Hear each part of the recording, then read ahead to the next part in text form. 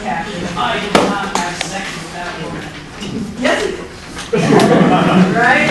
He didn't have penetrative sex. He did have sexual relations with that woman.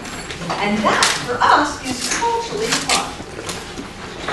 Yes. Not everywhere, actually, would he have been telling a lie. There are cultures that do not see certain acts that we consider inherently sexual as sexual at all. Yeah, and that's going to take some wrapping our head around. When he did, so all of you know what I'm talking about. I did not have sexual relations with that woman, right? Okay, so some of you who are young, which is all of you, I guess, President Clinton was caught having sex with his intern, Monica Lewinsky. She had proof. She had a dress with his semen on it. Yeah. I actually saw a very funny thing on Facebook. Cracked me up. It was a pretend birthday card from her parents, or a pretend birthday invitation from her parents. It's like, Monica Lewinsky's turning 50. It seems like only yesterday she was on her hands and knees at the White House putting everything in her mouth. Of course that cracked me up. Because, you know, she got caught having sex with the president.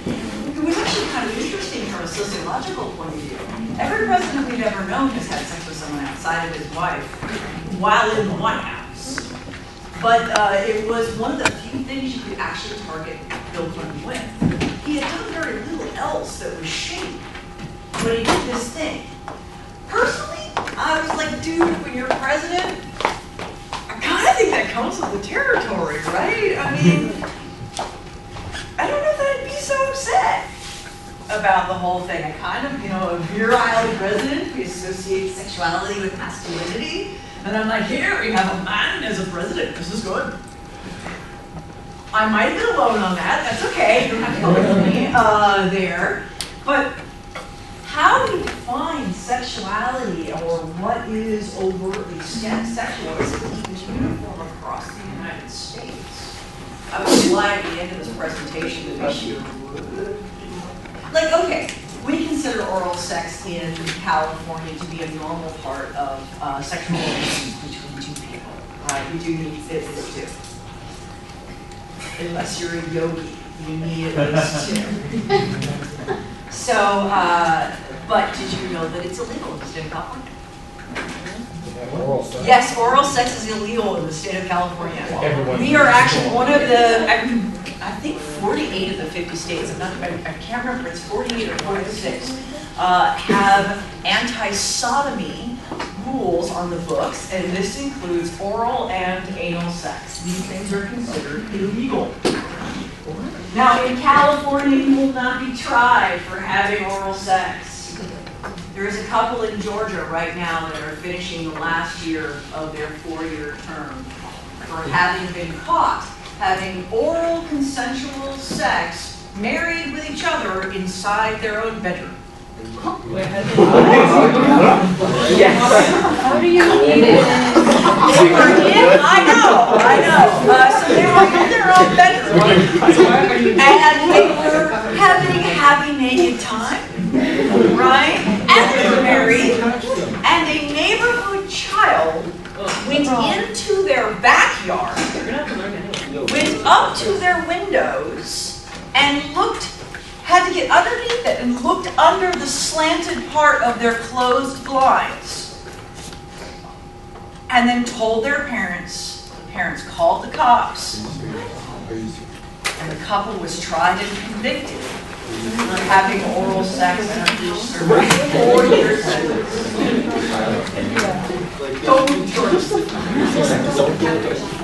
Now, did you know that it's not illegal to have sex with a dead person in California? What? We can't do oral, but we can. You can have sex with a corpse, but you cannot play the skin flute. In the state of California, dead people are property. So if you have sex with a dead person, You can be tried on a misdemeanor vandalism charge. Wow. I'm not suggesting that you go and have sex with dead people. I just want you to recognize that our definitions of sexuality have, of course, changed quite a bit. The kinds of things that we regularly engage in happy naked time, 100 years ago would have been considered horrific. We would be pervy McPerversons. Absolutely. Yeah, I know. It is shocking how much those things have changed. This is, again, one of the reasons that we're also seeing changes in attitudes towards homosexuality. When you get down to it, you're like, well, I don't want them having the kinds of sex they're having. Why? You are? Right? I mean, you're having the exact same. Nothing they're doing is unnatural unless what you're doing is also unnatural. You know, you're like, oh, gay sex. They're putting it in each other's butts. Hey, statistically, so is everybody else. About 80% of people polled have confessed to having anal sex at least once. Heterosexuals. It's actually a preferred sexual method among Mormon girls. Can't get pregnant. And they're still virgins then, according to them. Yeah, so, it's all in how I find it, isn't it? So let's define sexuality here according to the book. Okay, this is the book's version of sexuality. Sexuality is the complex range of desires, beliefs, and behaviors that are related to erotic physical contact, intimacy, and pleasure. It's a pretty broad definition, right? Under sexuality, you can see many things could be listed. Now, whether or not we accept that sexuality, that's going to be something else. Let us take, let's take a small population. Let's take furries for a moment, shall we? Okay, silence. A lot of you have no idea what I'm talking about, which is not surprising. There are people who are only reach their sexual desires, beliefs, and behaviors in the comfort of a fur costume or some version of a fur costume. They're called furries. They call themselves furries.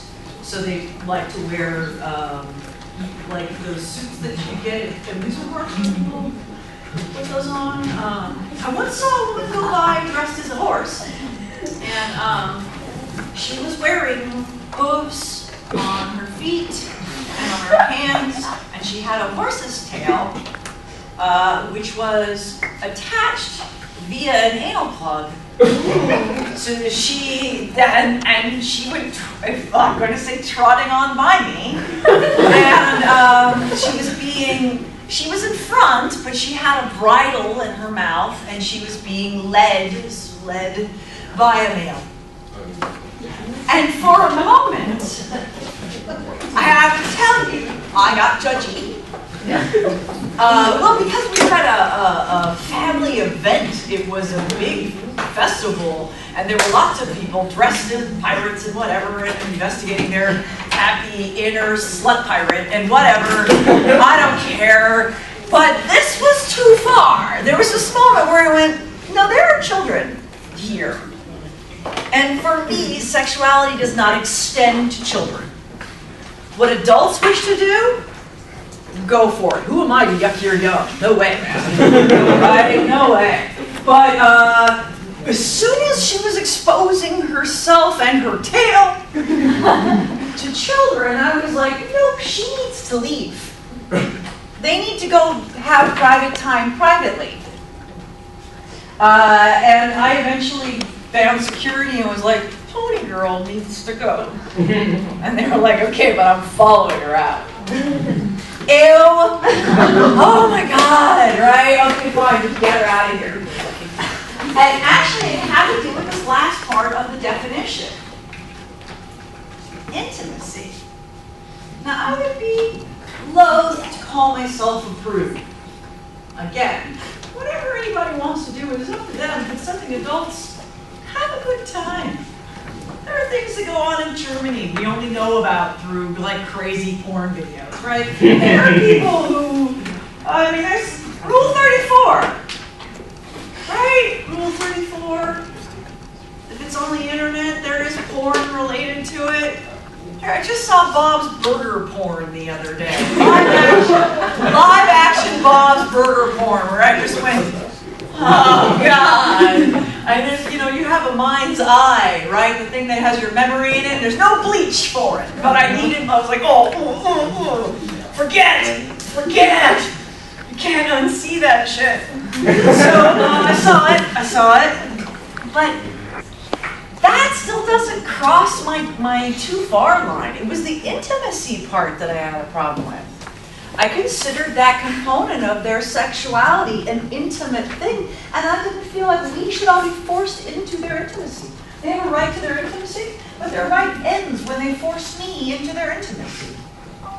They had crossed my own line there, but that's just for me. So, here's a question. What do you think of Guest's discussion on sexuality? Guest's definition. Does it define the topic? What about kissing? You may talk back at this point. What about kissing? Does kissing fall into that definition? Okay, let's go back and look at it. Right? Erotic, physical contact, intimacy, and pleasure. No. Well, kissing can be erotic, it can be non-erotic. I mean, when I think about the most erotic kiss I've ever seen, I wasn't a part of it.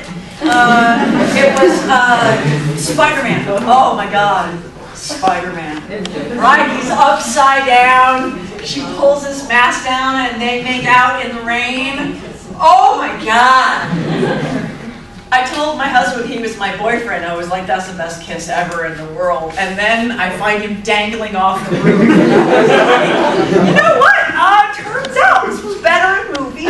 His inner superhero is in fact Spider-Man. I didn't know that at the time, but I was tapping on his inner Spider-Man, and it was best left to movies. So let's think of a definition together, because if we don't have a definition that we all agree on, we may not be able to have a legitimate discussion here. So, what are some components to sexuality? Throw out some words.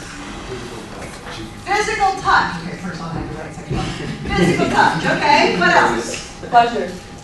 Okay. Does pleasure have to be only in sexuality, or is it just a component to it? It's just a component. Okay. Passion. Passion.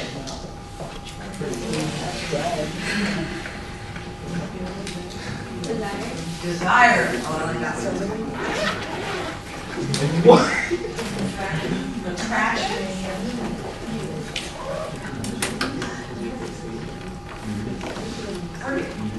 Yay!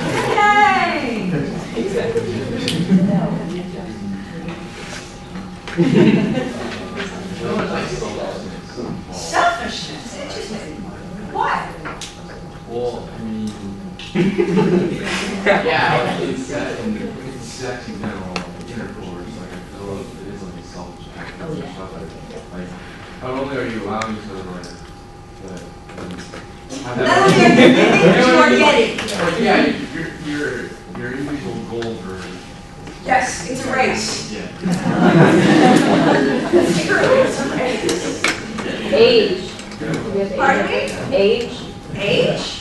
Interesting. What does age have to do with it? Because it's appropriate at some age. Age appropriate. Okay. Can age appropriate have a cap on the other end too? Like our old people? What do we think about old people getting down?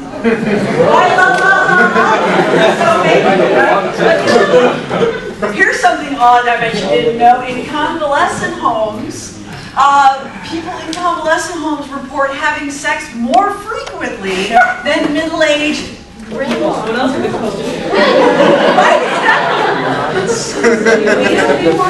Pardon me?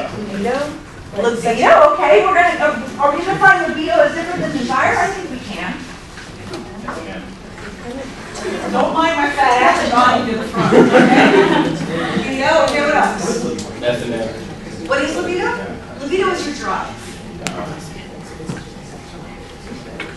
That's an M. That's an M. That's an activity. Let's put that on. What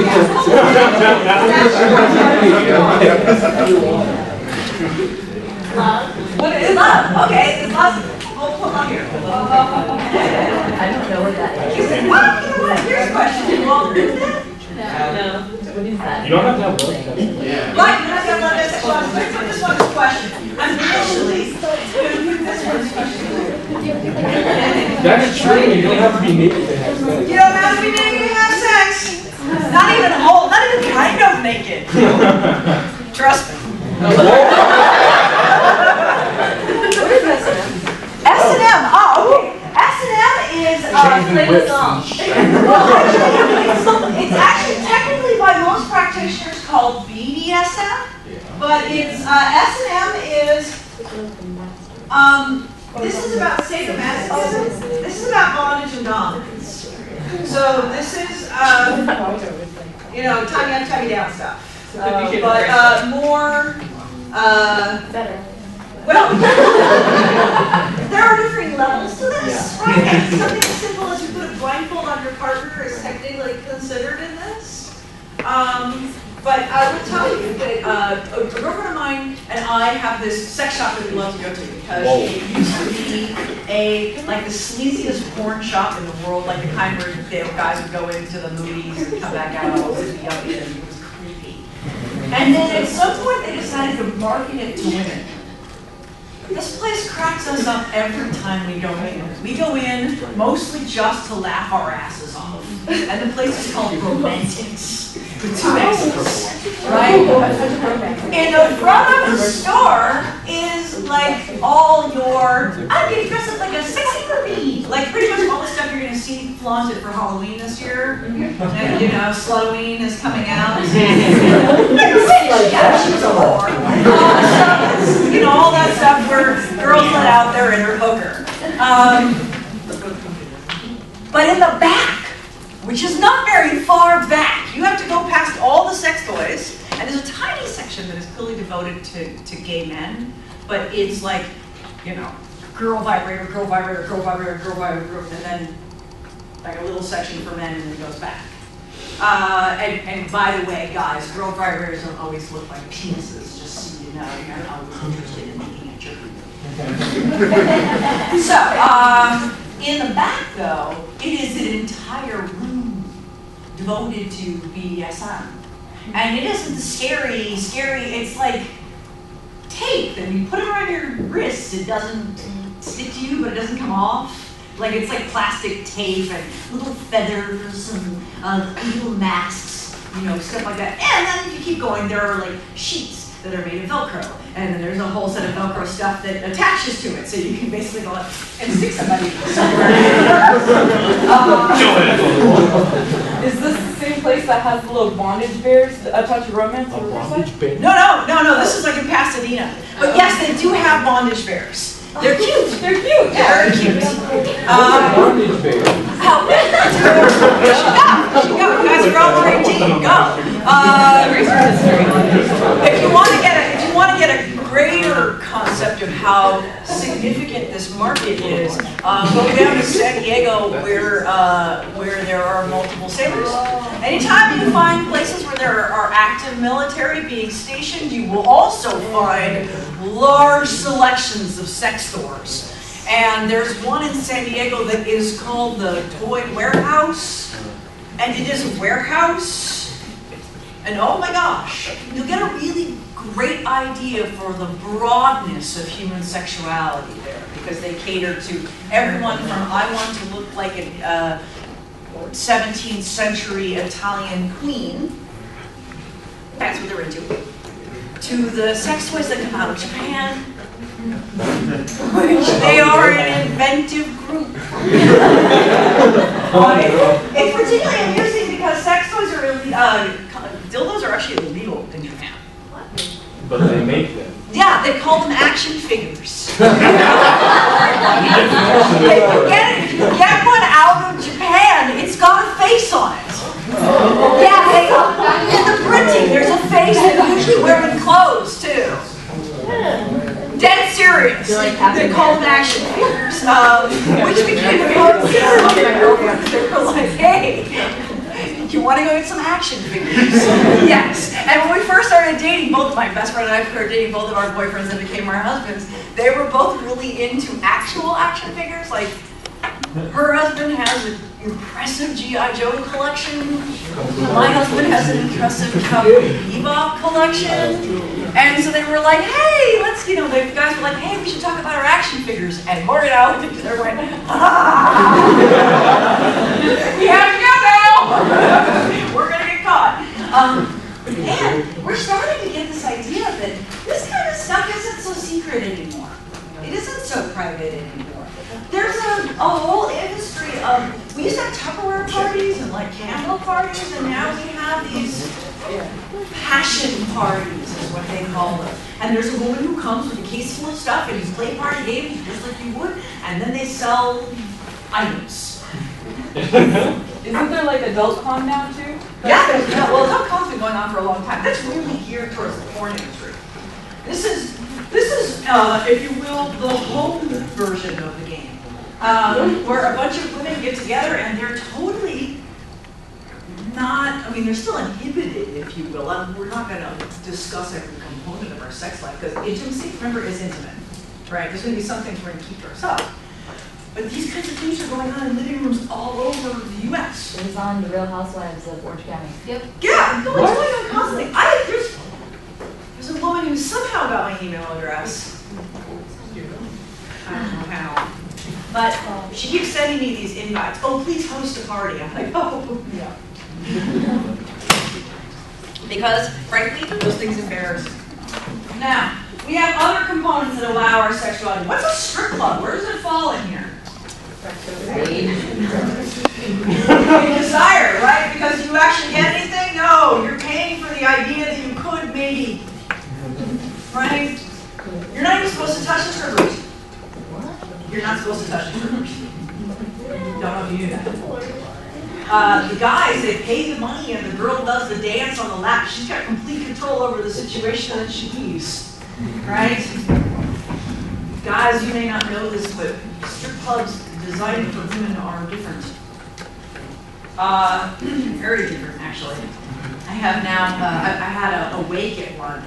A friend of ours died, and after she died, we were all tragically broken up, but what she loved most in the world were guys dressed like firemen who stripped. So we decided that to honor our dead friend, we would go to Vegas and go to Olympic Gardens and go pay a dude to strip in honor. This was a brilliant idea. It was a great place to mourn. Yeah, this one of the strippers was like, hey, we're celebrating something? We're like, yeah, we're having a wake. And he was like, which one of y'all died? We're like, the one who's not here. One's dead, one's not here. Now, the rules those things are very different, because women are considered to have a different, there's a different component to their sexuality, right? We're allowed to touch them. In fact, for a little extra money, we're allowed to do whatever we like. They have what they call a champagne room for us, and it's a very different thing than the males have in theirs.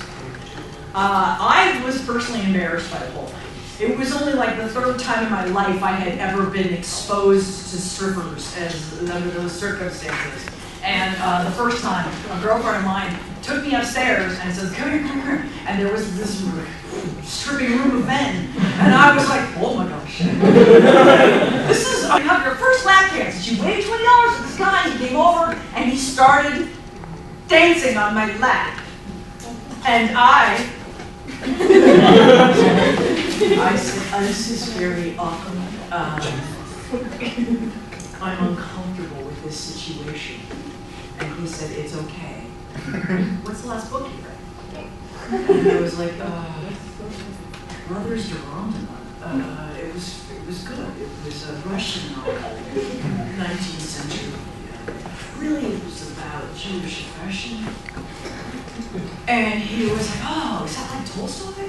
And this dance is going on. I'm like, this is surreal. This is surreal. There's no way this is going on. This server dude, and he was like, look, if I don't do this, your friend's just going to keep throwing money at people until somebody starts sucking on your neck. So let's just talk. And I was like, that's awesome. The whole time he's dancing. He was actually being very careful not to touch me, which I appreciated because I don't like being touched by strangers at all. I actually have a huge bubble of don't touch me. And at this wake, the rest of my girlfriends were all like, you know, I got the 20, honey, and they were animals. They were animals. I think they dropped $1,000 that night. Just for the strippers. And I don't drink, so I was the responsible person for like pouring everyone back into the limo, getting everyone back home. It was all okay. So, and very, very strange.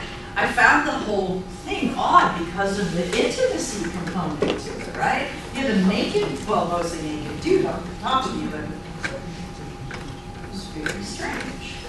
I think males are more prepared for that, but females seem to act more aggressively. They were scratching them, they were awful.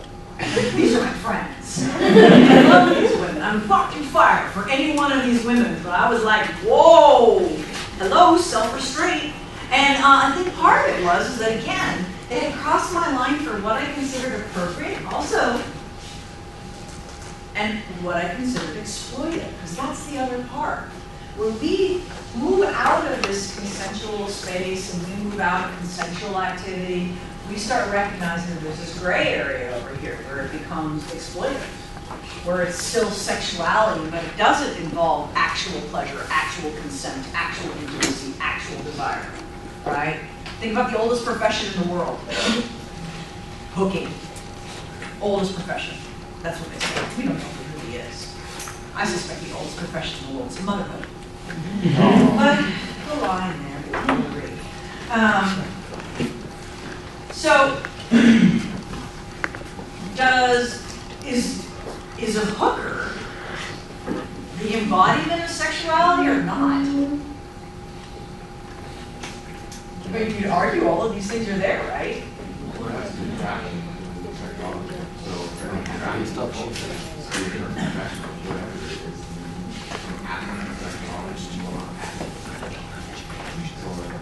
So because the hooker isn't necessarily attracted to you, but it's just I over personally wouldn't go, you know, like, hey, hooker. I don't know too many men in our generation that would be all pro-hooker. Pretty woman. What if the hooker thinks you're cute? Is it now? Well, of course you know she's a hooker. Okay? You have entered into this as a sexual arrangement. You give her money, she gives you whatever she's on the menu. With agreed for prices. Okay. How is that different from a marriage where you're supporting someone entirely? Those prices aren't agreed on. It's not aware, it's like you can have sex with you, it's unaware. Because you paid them to do that, right? You know, I think there's more behind it, you know what I mean? What about Russian mail order brides? Those are still. It's a marriage based on money. It is legalized prostitution, is what it is. But it's not love. It's just again business. Like they're not. Maybe the woman's not going to feel the same with the man. But it's not really two-sided. It's one-sided. So you're bringing love back into sexuality. You're going to argue that it belongs in there. I'm not arguing with you. I just want to know where you're at. I feel like sex and love go 50-50. You kind of have to have both to the full effect. If you're just doing sex and there's no love involved, it won't even feel the same.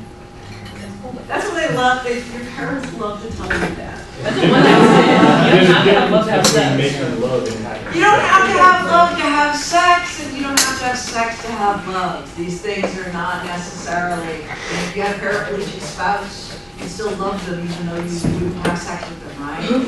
You have a sex, say you have a paralyzed spouse, you can't have sex with her. Would you still love them? Of course you would. Have you ever had sex with someone you didn't love? Yeah. I'm not asking you this. I can tell you that certainly before you love someone, sex is more boring, for the most part. But I can certainly say, with some ancient experience here, a long time ago is what I mean, that it can be plenty fun without the love part, and a lot less complicated. And no dinner required.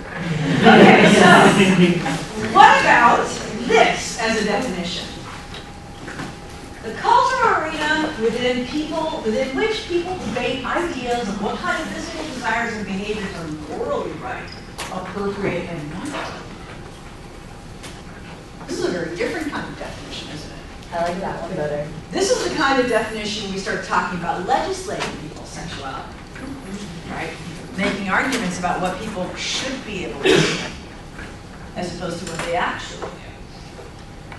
But that is, in some ways, the definition of sexuality. We start talking about how one legislates that, that sexuality.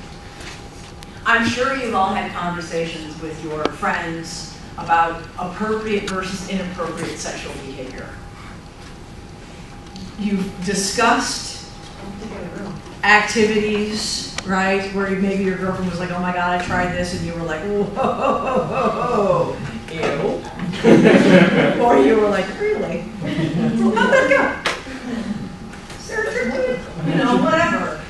And that sort of expands morally appropriate for us. Because a lot of our morals we actually get from our friends when it comes to sexuality.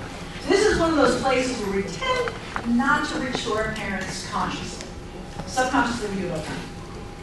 As you guys know, my parents did not believe in monogamy, right? That was not their deal.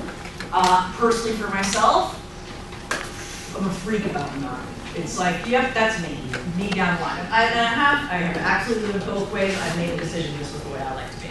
I am a one mate kind of person, but definitely a serial monogamist. Once I have given up on one person, I have already interviewed their replacement, and the next one's in the queue. The longest time I've been single in my adult life has been 60 days.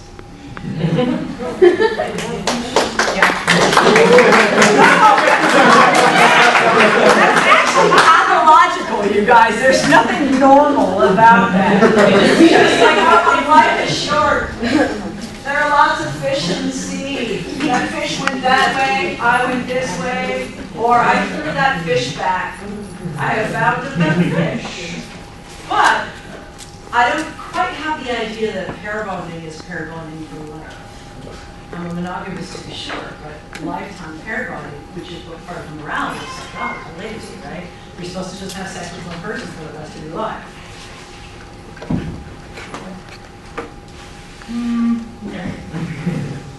As many of you, okay. So your lives are all of their lives having sex with people they're not attracted to, so that they're cultural, so that people will culturally approve of them. I have a friend who was engaged to be married to a woman because he's Catholic and she's Catholic, and that was what was going to happen. He's absolutely as gay as the day is long. And he finally decided, unfortunately, not very long before the wedding, but he finally decided that he couldn't marry this woman because after they were going to marry, he was going to have sex with her forever. And he decided that he couldn't, even though there were cultural ideas, he couldn't make that personal choice to subsume his own sexuality for the rest of his life. He just couldn't do it. And I'm proud to report that about 6 months ago, is it 6 months ago? I think 6 months ago. He married his love. And we adore his husband. And he's the cutest thing ever. But that was his first marriage. He had to wait until he was, I won't say how old Carlos is, but let's just say he's well into middle age. Before he could finally marry the person that he loved because of other people's cultural ideas. So, now of course there's an intersection between sexuality and biology. So there's first this idea, this underlying idea that having sex is a natural behavior. You and me, baby, ain't nothing but mammals. Let's do it like they do on the Discovery Channel. Right? The idea being that since sex is linked to reproduction, it is as natural to want to have sex as breathing is. This is not the case. It's not the case for everyone.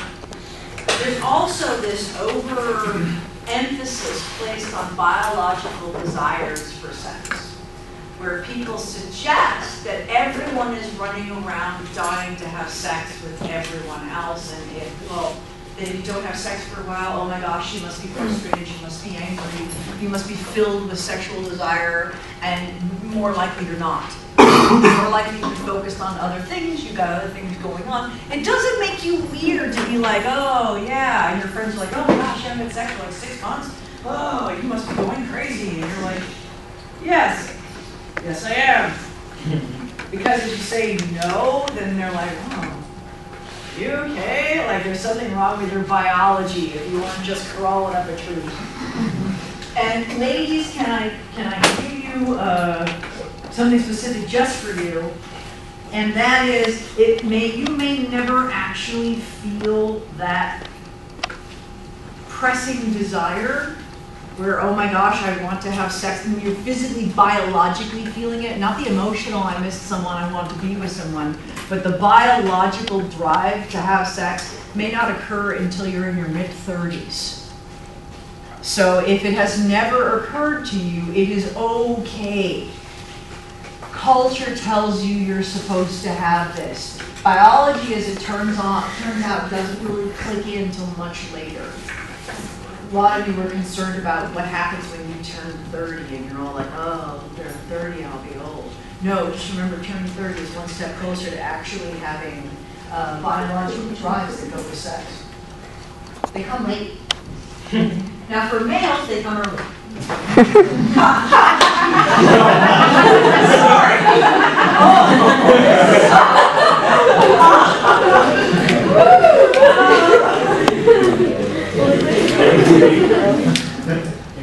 That's me taking comments back. For males, there is more of it, but again, it has been way overemphasized. Really. It is seriously okay, guys, if you're not every day running around going, I've got to put it in something, I've got to do something about it. That's actually not, there's a range, it's a spectrum. There's no way to find what normal is. There's normal for you. If you are interested in sex once a week, then that's you. There's nothing wrong with you, that's you. So don't get the idea that you have to do this. Now, obviously, we take our sexuality way beyond reproduction. And if it were just about the biology-related reproduction, think about that from an animal's perspective. We cannot always spend all of our existence running around looking for sex. Right? There's eating and child rearing and all of those things for every animal. Right? Not every animal. In fact, I can't think of a single animal is sexually interested every day, all the time. It's just that it just would be counterproductive to eating. So, there's a contrast to this idea of sex as reproduction. I highly recommend this book. It was really good. And it's Why is Sex Fun? And I should tell you that Jared Diamond is an excellent writer. He is, he's a science writer, comes out of UCLA, that's where he's working. But he's got a really good ability to make it palatable. He's not boring by any stretch of the imagination. And basically he says, you know, when you look at our sexual practices and you compare them across the board to other animals, you will find that our sexual practices are actually much broader and much odder than other animals. Let's just take kissing, for example. Now, chimps will kiss, but it's a brief thing. They'll kiss lip to lip, and then they step away.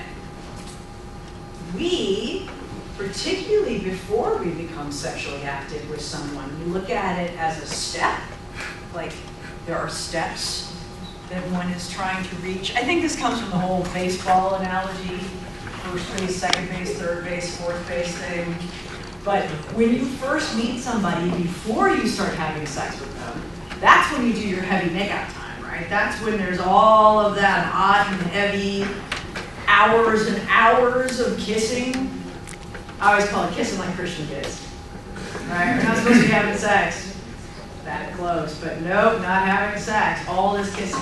If you fast forward into an established relationship, it's been there for a long time, how much time do you ever spend making out on the couch? None. Right? There might be a little making out as its precursor to having sex, but for the most part, that intense, no resolution making out that we do, no animal does that. That is just us. I think it's fun. I think it's a neat part of sexuality. But this kind of thing? No. That is an odd sexual practice when compared to other animals. We also are weird in forming monogamous pairs. And before you say, oh my God, Dr. what the hell is that? On the picture, that is an estrus swell. What that means is these two I don't think they're actually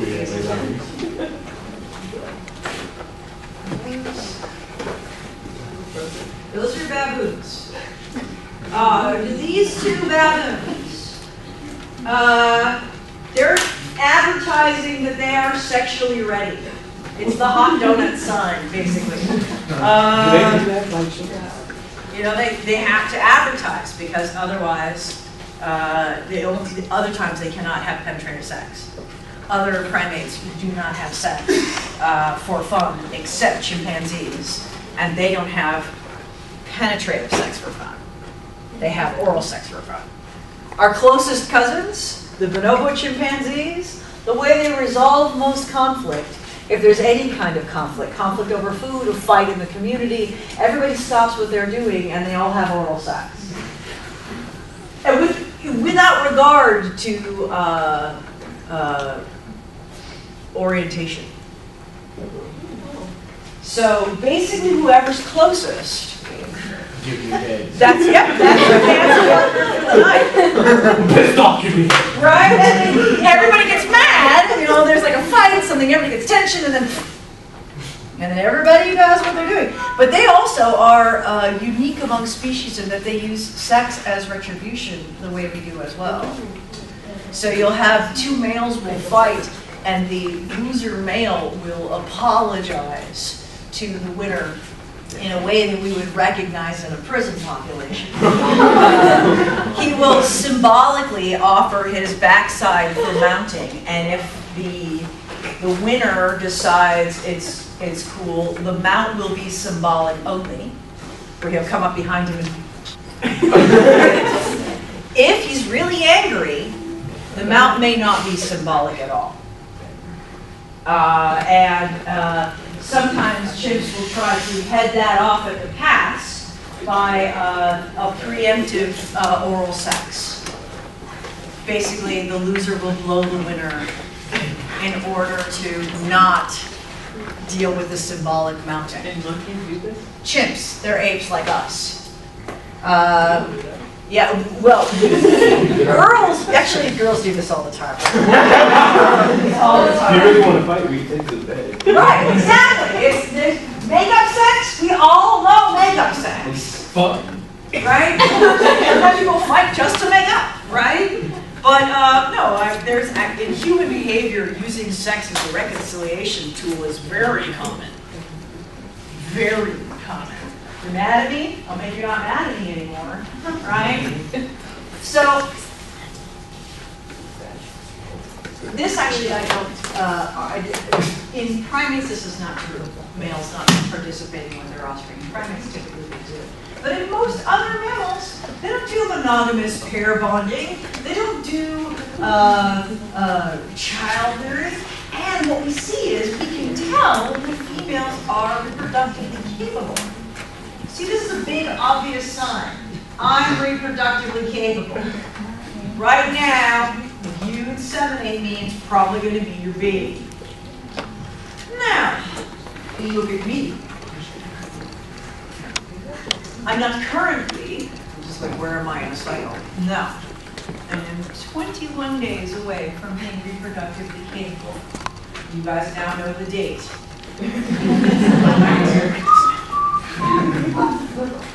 Right, but I don't have any other outward signs, do I? Right? Nothing.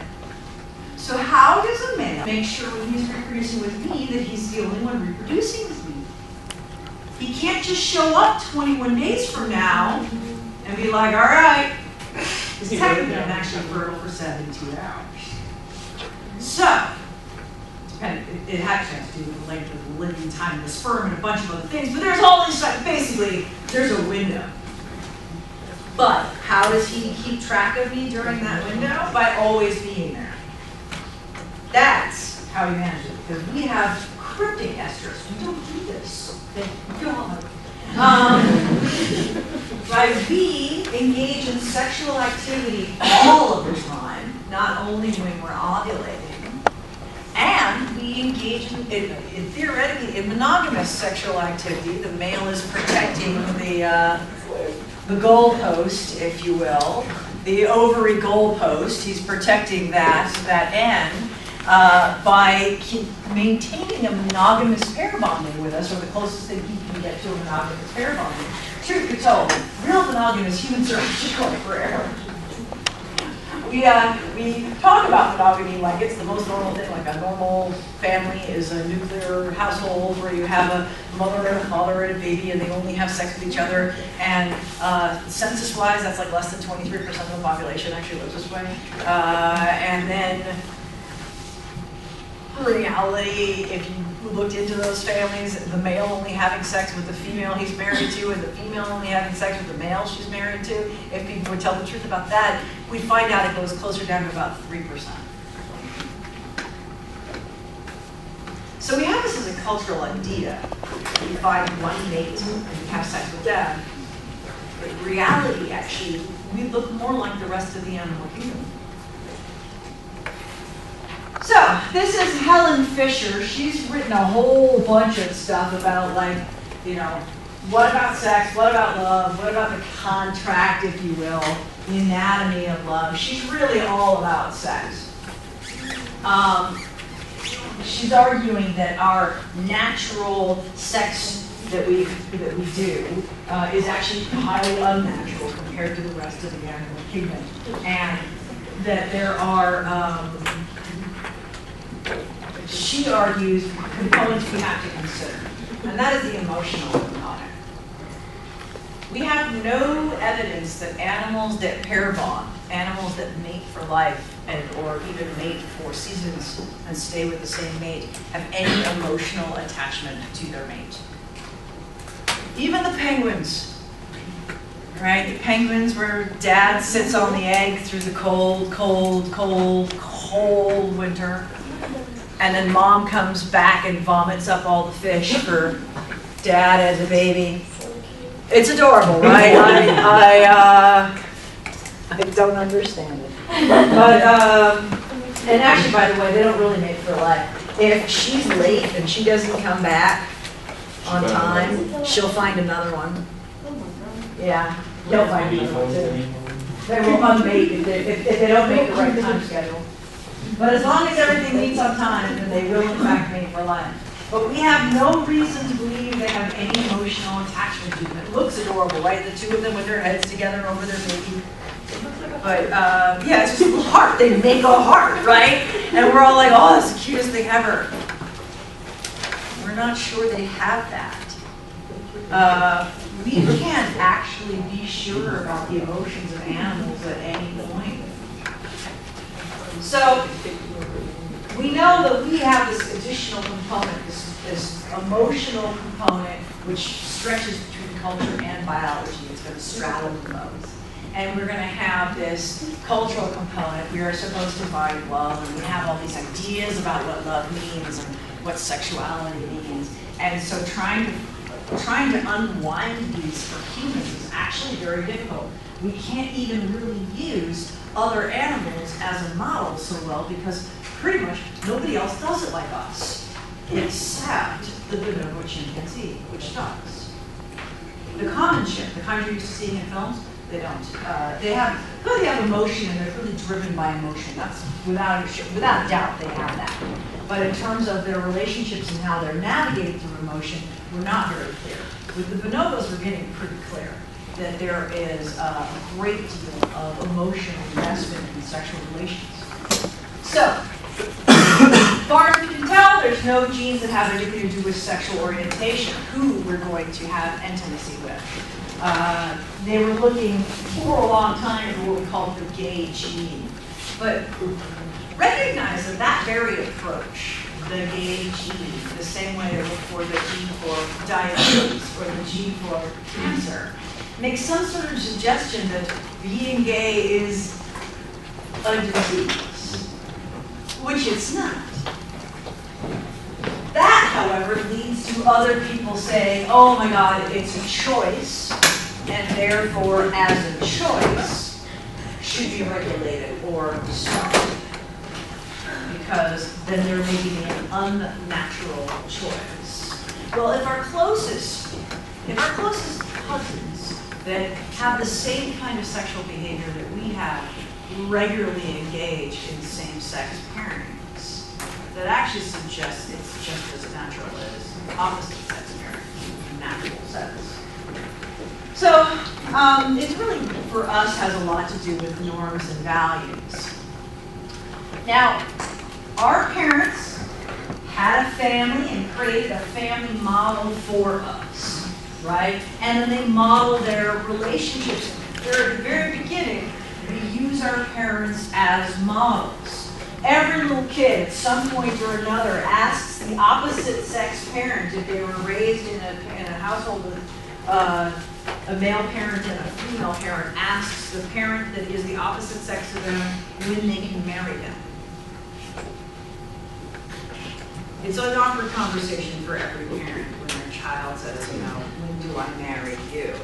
But that actually tells you they're watching the family structure and they're using it as a model for their future behavior.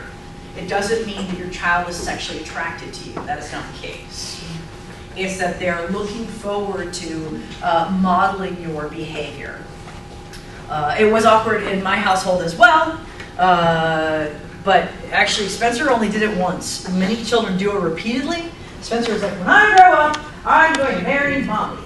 And his dad shot right back and he said, sorry, dear, there's a line. And of course, he and I laughed about that, but Spencer didn't get the joke because we always believed that funny superseded nice. And there were a lot of things that will probably require therapy later. You know, so we don't give actual instruction to our children in terms of their sexual orientation until later, generally, not at that point. When the child asks to marry the parent, we don't say, no, one day you will marry someone and you will insert tab A into slot B and there will be all, we don't do that. But we start quietly instructing our children in their sexual behavior, actually quite young. We usually start about the time when we think they can understand the jokes that we're telling us about what happens. We start making jokes. Are you referring to like the Oedipus complex? No, this isn't an Oedipus complex. This is just the idea that they will become sexual creatures. Every parent does this, but not every parent gives specific instructions. Like I have a friend that her parents never had the birds and the bees conversation with her, ever. She was 22 and still had never had the birds and the bees conversation, but at that point it hadn't come up. And she was about to embark upon her womanhood. And I was like, wait, you don't know? Uh-oh. So like I had a 30-minute, look, here's some things about your anatomy. Here's some things, this is what's going to happen. This is what happens next. This is what happens next. The next day she came over and she was like, I'm so glad we had this conversation. That would have been very confusing otherwise. Her parents had never talked to her about that. Never once. My parents would not shut up about it. Right? My parents, being hippies, were very proud of their sexuality, right? My parents walked around naked. It was always like I'd come home from school like with a friend and I would peek my head in first to make sure that everybody had clothes on before I walked in the door. I was like, oh, good. So their sexuality was everywhere. And to me, I found that repugnant as a child, obviously. Gross.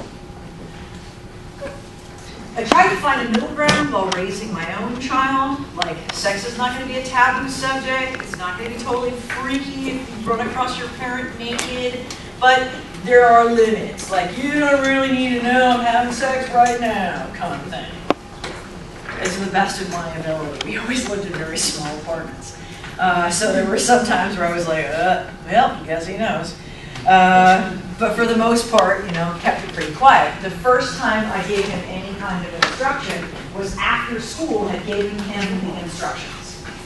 So our cultural institution, school, had given him the, now you're going to start having erections conversation. And I knew it was coming. Like, they'd sent the note home that they were going to have this discussion, separate the boys from the girls and do the whole thing. And I get the note home and I'm like, oh boy, this is going to be a long conversation. And the very first time he didn't want to have any conversation about it at all. It was like, did you have any questions? And he was like, nope. Okay then. The very first time he asked me about sex, and my belief was that if they were old enough to ask the question, they were old enough to get the answer, right? If they could form the question, you could have the answer. First time he said, Mommy, when do I hug a woman and put my seed in her? And I said, what? Because he was 3. Right? And I was like, what are you saying? What? Right? But then I realized that's how you shut down a conversation really fast, is have Mom go ballistic. Right? So I was like, where'd you hear that, honey? And he was like, Grandma told me that one day I'm going to hug a woman and put my seed in her. When is that going to happen? And I said, well, you're going to have to kiss her first. And he was like, ew, girls, ah! And I was like, safe. That's gonna, I'll be fine. All right. Then when they picked the next major conversation came in the institution, what was going to happen, and when they instructed him on what was my next turn to step in, because really I thought there were 2 really important messages that he needed to understand. The first message is consent is critical. That was the first message. No never means yes. Only actually the word yes means yes. And if you're in the middle of sexual activity and yes turns to no, it is now no. It's not, I started agreeing, I must follow through. And that this applied to him as well. That if he was in the middle of something and he decided that consent had been revoked for himself, he had the same rights to revoke consent. So I gave him that conversation, and then of course the condom conversation, because that was, I felt, another critical conversation to have. From the time he was 8, he has known the words, every girl, every time. Every girl, every time. Doesn't matter. Doesn't matter if you don't have time, doesn't matter if you don't have the money to buy a condom, every girl, every time. Every time. And so much so that I think he was 11 the first time I said every girl, and he responds with every time. Like that's his, you know, call and response. Every girl, every time. But I did do something kind of horrible to him. Sorry, buddy. When he came home after the 6th grade conversation and they first started talking about birth control and those kinds of things, they had told him about condoms, but they had showed him one in a wrapper. So I showed him one in a wrapper. Spencer, would you like to contribute to this? That wasn't 6th grade, that was 5th grade. I'd like to point out. So it was 5th grade, it showed it to him in a wrapper, and he was confused as to how it worked. So first I showed it to him in a wrapper, he looked confused. I opened it and I showed it to him, but I didn't unroll it. I just showed him the disc.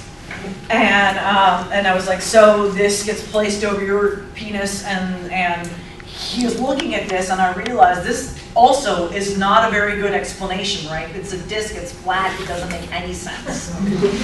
So I was like, he looked puzzled, so I unrolled it, I said, it looks like this, and he still looked puzzled, and then I realized, of course he's in 5th grade. This thing is huge, right? I'm putting that child's body, right? So he still does not understand how this is going to work, and I am not getting out the banana. Right? Like, that is not happening. So I looked and I thought, because I'm evil, I thought this is a perfect opportunity to keep him from having sex too young. I said, look, I know you're wondering how this is going to fit. It doesn't fit now. you will grow into them. You will reach the appropriate size to wear these. You are not ready to have sex until you grow into them. Every girl, every time. If you'd like to check, I will keep spares around. You don't even have to ask. Check, that's fine. Right? So I thought I was really, like, I was ahead of the game. I kept replacing, like, I left him with them in a drawer, like he could have them. And then I started replacing them with magnums. I just kept finding ever larger condoms to put in his drawer so they would never fit, was my plan. It was like I would just keep him non-sexually active because obviously if you can't till it fits, it's obviously not time yet. And he was about 13 when he caught on to me. About 13, he was like, Mom, I know what a magnum is. And I was like, are you referring to a bottle of champagne? He was like, dirty pool. The rest of my friends had talked about it, dirty pool. And I was like, all right. I was kind of hoping I was going to work longer. You're right, okay. So, fine. Now, I have to tell you, as a parent, even as a parent who teaches this, it is hard to instruct a person on what is normal, when it's appropriate. This is your baby, right? Like trying to imagine, like, he's like, hey, I'm not imagining. Let's back that up. But like, you know, circumstances under which he's going to engage in sexual activity with a female, and I know this is going to occur, and I'm like, oh, every girl, every time, okay? And then it gets more complex because people ask, just like my friends would, ask questions about how stuff works, and I'm a teacher inherently, so I have to tell you how it works if you ask me. I don't want to have those conversations with my own child. I feel like there's institutions for that. Porn, right? Porn becomes the ultimate teacher, and then I realized, no, porn's a really stupid teacher. Because you know what happens when porn teaches you about sex? You think you can do something? Yeah, exactly. You get the idea that the person who's come to give you your cable or to deliver your pizza is also there to deliver your pizza. Or that the idea that every girl is like, oh yes, let's do that. No, it gives you really inappropriate ideas about what sexuality is about. So this is a fine line. Teaching you guys this is hard too. I mean, in some ways, I do infantilize you all. You are babies for me for a long time. You know, until the semester's over. I don't care if you are parents too. You are still babies to me. And when you come to me like Dr. Gray, it hurts when I pee, and I don't want to do girl every time. So of course, what we define as sexually appropriate. Oh, poor. That was the point of bad decisions, right? But she actually told us a lot about what we consider appropriate sexual behavior.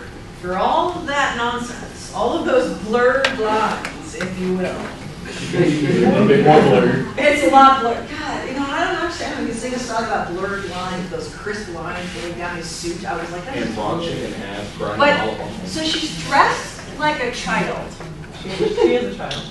Yeah, because she is, right? She's dressed like a child. She's dressed as if she's naked. What's wrong? Here she's got this obviously phallic symbol, right? But, you know, the red lips and the pearls, those indicate adulthood, right? So she's telling us, and there are many people who would not deny that they find that sexy. What she looked like was sexy. We objected to it because we knew who she was. She had not been Miley Cyrus, if she had been any random dancer, we would have been like, well, that's a little scandalous, but okay. But because we watched her be Hannah Montana, right? Hannah Montana is grinding against this man, right? And we're all like, that's not okay. We're actually, she's doing something very brave because we do not want to allow her to engage in her sexual self. Right? We wanted to infantilize her permanently. Just like it's hard to have that conversation with your kid, it's hard to watch a child grow up and become a sexual being because we see sexuality as age appropriate, right? There's an age thing. She's actually of the age of majority, she's past it. She's an adult who can have sex. And we're like, nope. It's sort of the same idea. Now, for a moment, imagine Hermione Granger having sex. No. She is well into the age of majority. She is a mature woman. I have to admit, I had the same reaction with Daniel Radcliffe. He did a play where he was naked in the play, and there were all these photos of him naked in the play, and I was thoroughly disgusted. I was like, oh God, Harry Potter cannot be naked, right? Well, Harry Potter, as it turns out, full-grown adult, he did a skit. Oh my God, it was hilarious, where he made fun of the idea that no one sees him as a sexual being. It does help that he's wearing a Boy Scout uniform throughout the entire thing. I highly recommend you look at it. He's actually propositioning even relatively elderly women for sex in this skit. It's pretty funny. So, we have this idea about what is sexual, so we get sometimes kind of hyper-sexual. This is Sex in the City, by the way, right, which was really a whole entire sitcom / drama devoted to sexuality, right, devoted to modern-day sexuality. We had all these archetypes, right? We had the free-thinking writer. We had the middle-aged cougar, right? We had the good girl with the money, right? The preppy girl, and here we had the professional. And so each one of these had a different expression of their sexuality and how it was appropriate. But in some ways, they were informing the sexuality of women in our culture. So, yeah, it's, I don't know about the cone hoop thing with Madonna. I had a lot of questions about that when her cone bras always leave me with more questions than answers. I'm not sure what she's trying to tell me. I recognize it has, if you will, pointed sexuality to it, but I haven't figured out exactly what it means. So, if you look at a global perspective, obviously our notions of sexuality have had impact across the world. Why? Because our media goes across the world. We do an American Music Awards, and it is shown in Guinea that day, right? Our movies, our television, we're the highest producers of entertainment, and we send it out into the world. But many, many cultures in the world hold very different ideas about what is sexual, and of course, again, throughout time.